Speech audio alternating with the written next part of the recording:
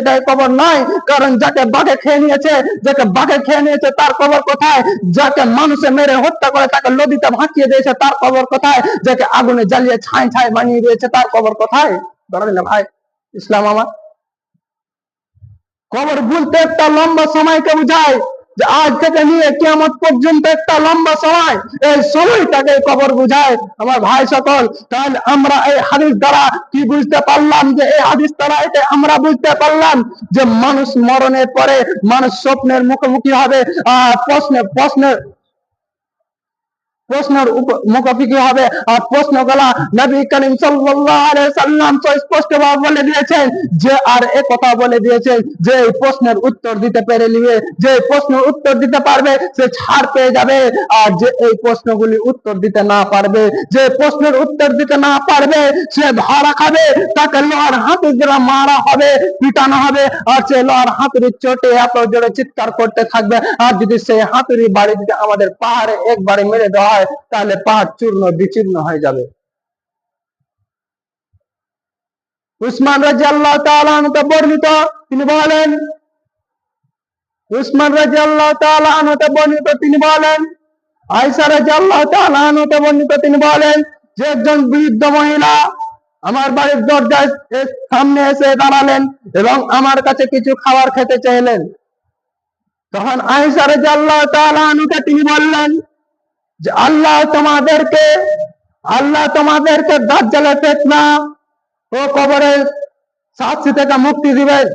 তখন আয়েশা রাদিয়াল্লাহু তাআলা আনহা নবী করিম সাল্লাল্লাহু আলাইহি সাল্লাম আসা পর্যন্ত তাকে সেই ইহুদি মহিলাটিকে বাড়িতে ধরে রাখলেন।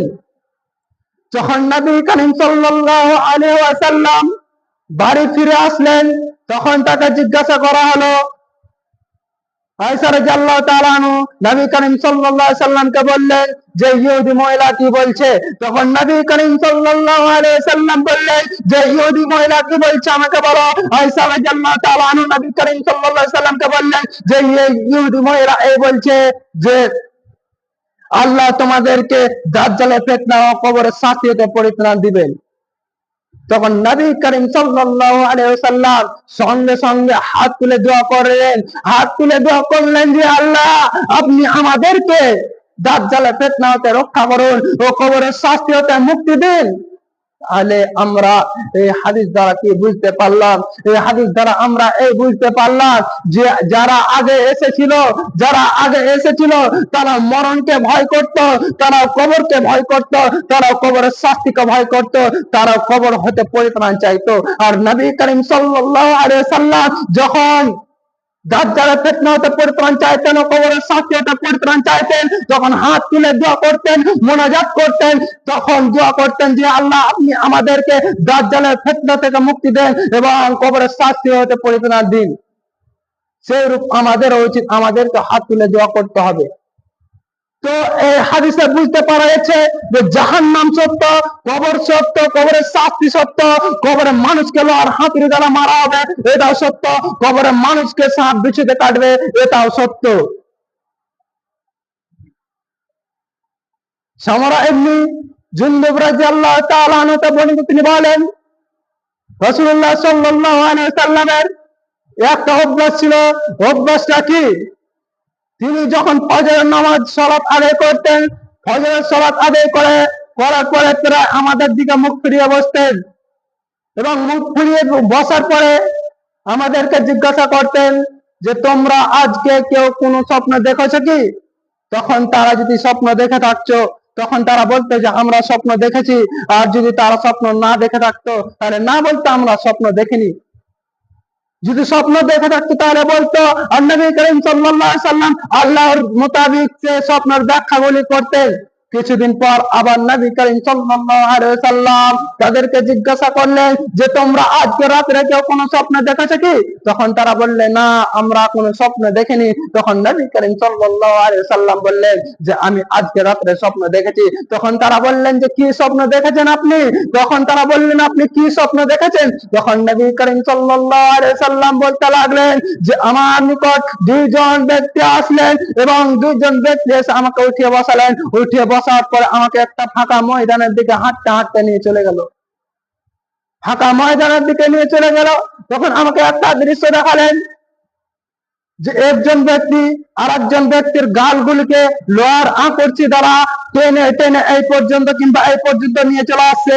তখন তিনি জিজ্ঞাসা করলেন যে সেই ব্যক্তিটি কে, তার এরকম আযাব কেন চলছে? যখন তার লোহার আঁকড়চিটা ছুটে যাচ্ছে তখন গাল যেমন এরকম তার মতন ঠিক হয়ে যাচ্ছে। তো জিজ্ঞাসা করলেন, তখন তিনাকে কিছু উত্তর না দিয়ে আবার আগে নিয়ে চলে গেলেন।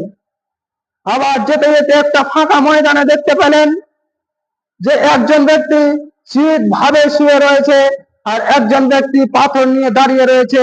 যে চিত ভাবে শুয়ে রয়েছে তার মাথাতে পাথরের বাড়ি এত জোরে আঘাত করা হয়েছে যে তার মাথা চূর্ণ বিচূর্ণ হয়ে যাচ্ছে। আর পাথরটা মারার পরে পাথরটা গড়ে চলে যাচ্ছে। যখন সেই ব্যক্তি পাথরটা নিয়ে আসতে যাচ্ছে পুনরায় তার মাথা যে কাছে আবার ঠিক হয়ে যাচ্ছে।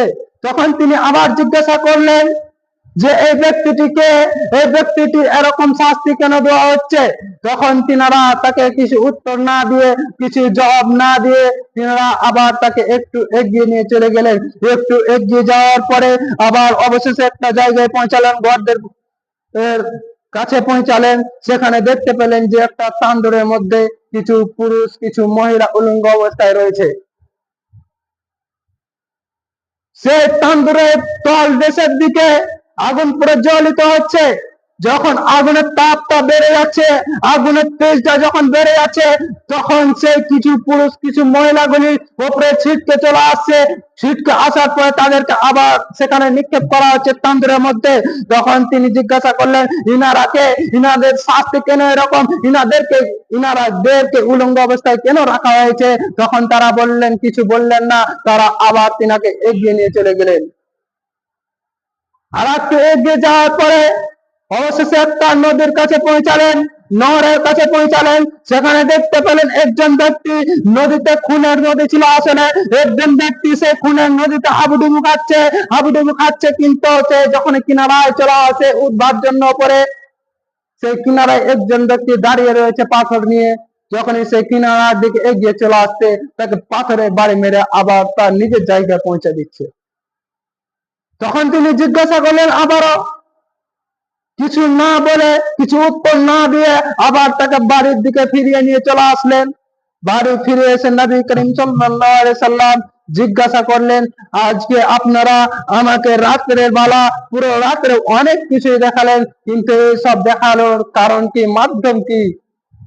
তখন তারা বলতে লাগলো যে আপনি যে প্রথম দৃশ্যটি দেখেছিলেন, যে একজন ব্যক্তি আরেকজনের গালগুলিকে টেনে এই পর্যন্ত কিংবা এই পর্যন্ত নিয়ে চলে আসছে, সে ব্যক্তিটি হচ্ছে একজন গীবতকারী, গীবত করনেওয়ালা। সে এর কথাকে ওর কথাকে লাগিয়ে দিত, লাগিয়ে দেওয়ার পরে দান্দা ফসল লাগিয়ে দিত, ঝগড়া লড়াই লাগিয়ে দিত। সারা পৃথিবীর বুকে সেই ব্যক্তি ঝগড়া লড়াই লাগিয়ে দিয়েছে। তার কারণে তার আজকে এই অবস্থা, তার আজকে এই শাস্তি, তার এই শাস্তি কিয়ামত পর্যন্ত চলতে থাকবে। তারপরে আবার বললেন যে আপনি দ্বিতীয় নম্বরে যেটা দেখেছিলেন, 2 নম্বরে আপনি যেটা দেখেছিলেন যে একজন ব্যক্তি চিত হয়ে শুয়ে আছে আর একজন ব্যক্তি পাথরে বাড়ি মারছে, চূর্ণ বিচূর্ণ করে দিচ্ছে মাথাটা। তো সেই ব্যক্তিটি হচ্ছে একজন কোরআনের হাফেজ। আল্লাহ তাকে কোরআনের জ্ঞান দিয়েছিলেন, কোরআন শিক্ষা দিয়েছিলেন তাকে, কিন্তু সে কোরআন মোতাবেক আমল করেনি। সে কোরআন মোতাবেক আমল করেনি, তার কারণে তার এই অবস্থা। সে দিনের বেলায় অন্য কিছু করে বেড়াতো, চুগলিখড়ি করে বেড়াতো, আরো বিভিন্ন রকম জাতীয় কাজ করে বেড়াতো, কিন্তু নামাজের দিকে এগিয়ে আসতো না। তার কারণে আজকে তার অবস্থা, আর এই অবস্থা তার কিয়ামত পর্যন্ত চলতে থাকবে। কিয়ামত পর্যন্ত তার এই অবস্থা চলতে থাকবে। তিনি আবার বললেন যে আপনি 3 নম্বরে যেটা দেখেছিলেন, আপনি 3য় নম্বরে যেটা দেখেছিলেন যে একটা তান্দুরের মধ্যে কিছু পুরুষ কিছু মহিলা উলঙ্গ অবস্থায় রয়েছে। তারা কি আপনি জানেন? তারা হচ্ছে জিনাকারী। তারা অল্প টাকার জন্য, তারা কিছু টাকার জন্য নিজেদের ইজ্জত গুলিকে বিক্রি করে দিত।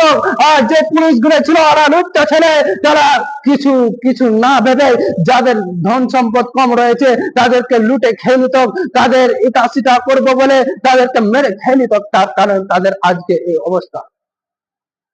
আর আপনি যেটা 4 নম্বরে দেখেছিলেন চতুর্থ নম্বরে আপনি যেটা দেখেছিলেন যে একজন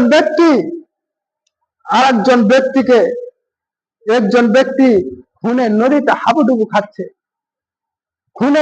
হাবুডুবু খাচ্ছে, সেই ব্যক্তিটি কে জানেন আসলে আপনারা? সেই ব্যক্তিটি হচ্ছে সুদখোর, মদখোর, ঘুষখোর, চুগলিখোর, এইসব করে মারাত্মক। তার কারণে তার আজকে এই অবস্থা। সে দুনিয়াতে যত যা কিছু রয়েছে এমন কোনো কাজ নেই এসে করেনি, সুদ থেকে নিয়ে সবকিছুই করেছে। তার কারণে আজকে সেই ব্যক্তির এই অবস্থা। সে সুদ খেয়ে নিত, টাকা মেরে নিত, এগুলো সেগুলো যত যা রয়েছে বিভিন্ন জাতীয় যাবতীয় কাজ সবগুলো কাজ করত। তার কারণে আজকে তার এই অবস্থা।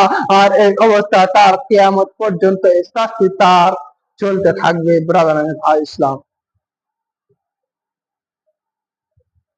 উসমান রাদিয়াল্লাহু তাআলা আনহু তিনি বলেন যে আমি যখনই কবরের পাশে দাঁড়াতাম তখনই সে এত কান্না করতো যে তার চোখের জলের দাড়ি পর্যন্ত ভিজে যেত।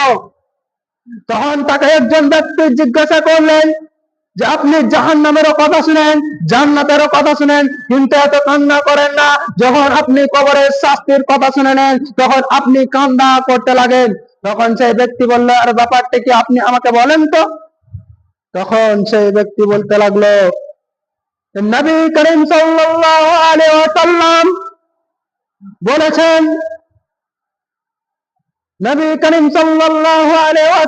বলেছেন যে কবর হচ্ছে প্রথম স্থান, প্রথম জায়গা।